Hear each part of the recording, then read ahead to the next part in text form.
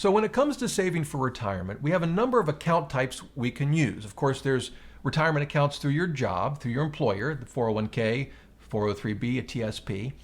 We can we can open up an IRA if we have earned income, Roth or traditional.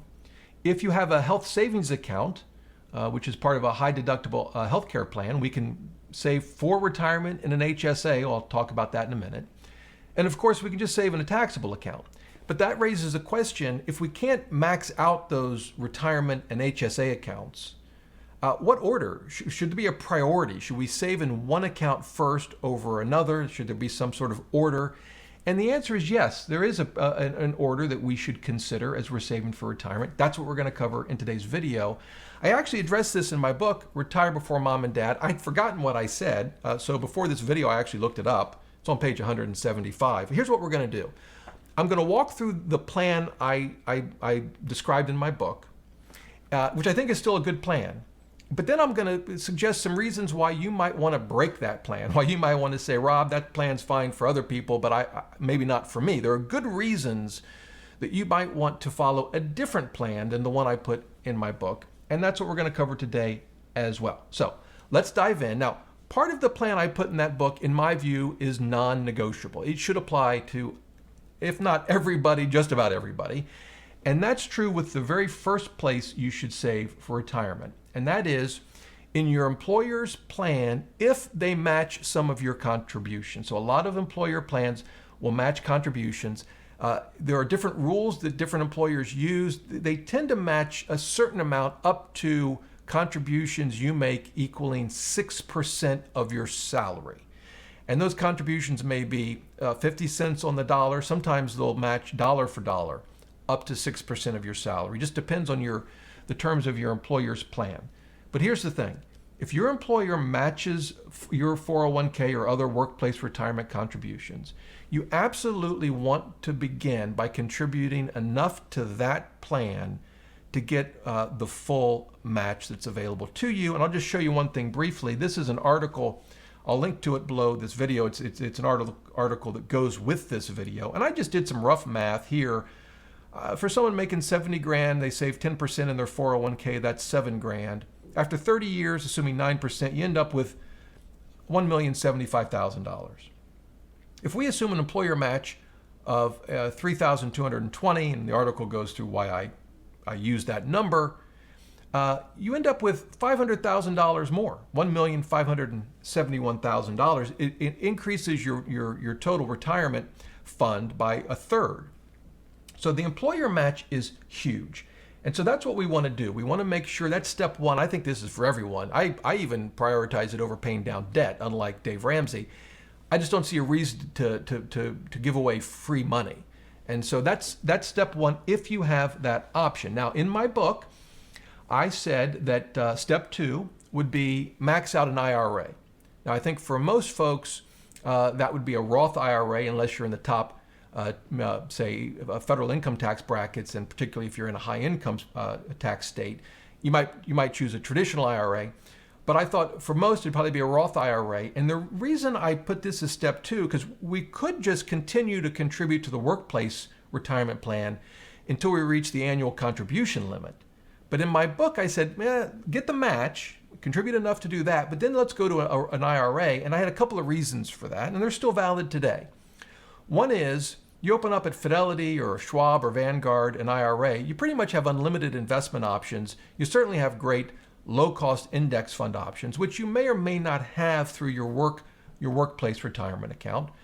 And if it's a Roth IRA you choose, the other benefit is you're going to start that 5-year clock that you need to satisfy with a Roth IRA before you start taking money out in retirement. And there could be even a third advantage, and that is you can always take out Roth IRA contributions, penalty and tax-free for any reason at any time. And so it could sort of act as an emergency fund for you if need be. So those are sort of my reasons for thinking, let's make the IRA, particularly a Roth IRA, step two. Now, I think there might be reasons not to do that. I'll come back to that in a minute, but let's work through the plan I put in my book. Step three would be if you have a health savings account, and you don't need it to pay your current medical expenses. In other words, you can contribute money to it and just let it sit there.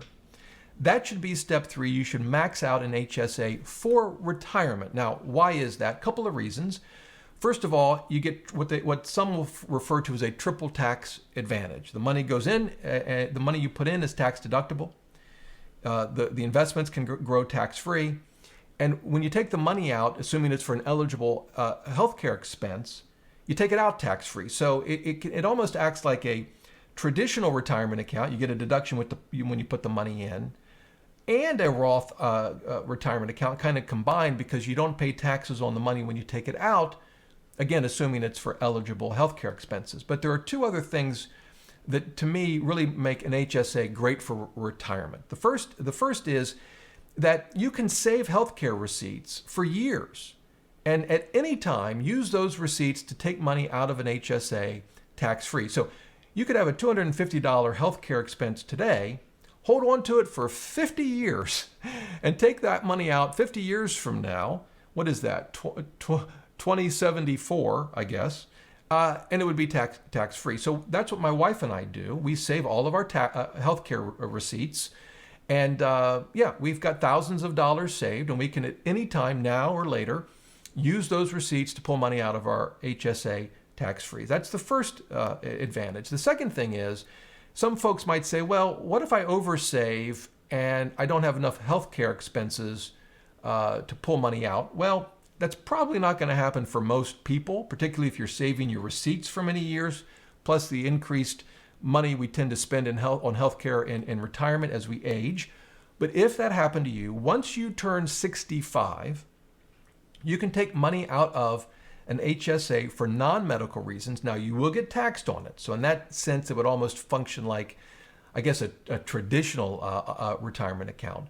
But once you're 65, you won't incur a penalty. Now, you need to keep something in mind. If you take money out of an HSA before you turn 65 for non-medical reasons, you do incur a penalty, and it's not the 10% penalty you may be used to for an IRA. It's 20%.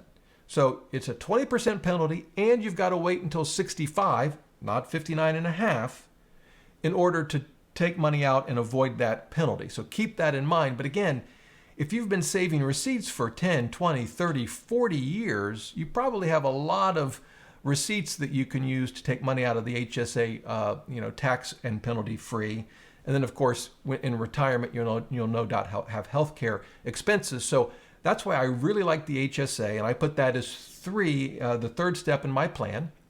And then the step 4 would be go back to that 401k or other workplace retirement plan. Remember, we only contributed enough to get the match. So step 4 would be go back and max out your 401k. And then if you've done all of that, now at this point you're saving a truckload of money. You're putting away over 30 grand a year. It's a lot of money. Maybe you've got even more money you want to save, then you would use the brokerage account, the taxable account. That would be step 5. For me, I keep that in low cost, tax efficient stock index funds primarily. And that's the plan. It's a 5-step plan, fairly straightforward. So why might we want to deviate from that plan? Well, I can think of a couple of situations where you might say, Rob, appreciate that plan, but I'm going to do something else. What might those be? Well, one would be, you might say, I really want to max out the 401k before I start saving in an IRA. I don't want to just get the company match. I want to max it out. Why might you do that? One, it's simple. It's easy.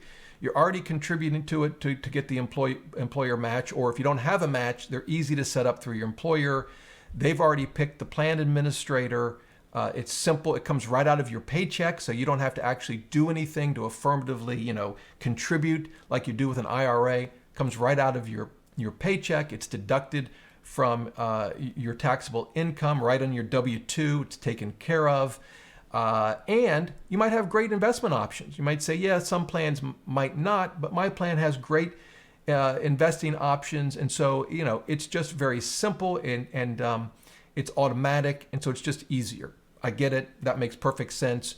And if that's sort of the camp you fall into, yeah, I would make that step 1. I'd wait until I could max that out, perhaps before opening up an IRA. I would just one caveat, if you do see yourself eventually, let's say, rolling that over into a Roth IRA, because maybe you're contributing to a Roth 401k at work, or you might want to contribute to a Roth IRA down the road, but you're not sure when. You might open up a Roth IRA, put the minimal amount of money into it. Doesn't have to be a lot, just to get that 5-year clock started. But that aside, yeah, I think for a lot of people, it might just be easier to just max out the 401k before going to the IRA.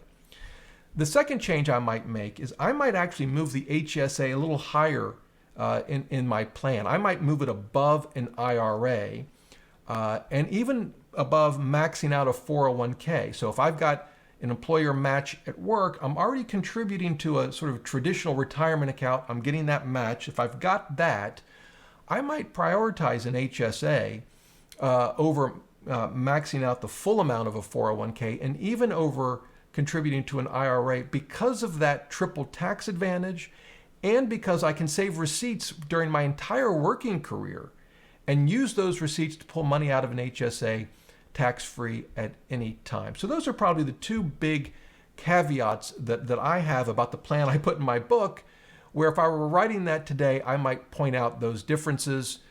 Beyond that, I think the plan that I put in my book is pretty solid. I don't think I'd make any other changes to it than those two. And again, those two might just depend on your particular circumstances, whether they make sense for you or not. So there you go. That's my take on sort of the optimal order to save for retirement in the various retirement account types that we have, and taxable accounts and HSAs. But maybe you have a different view, a different approach. If you do, let us know in the comments below. And if you have questions, leave them in the comments as well. I'll be happy to help you out any way I can. Until next time, remember, the best thing money can buy is financial freedom.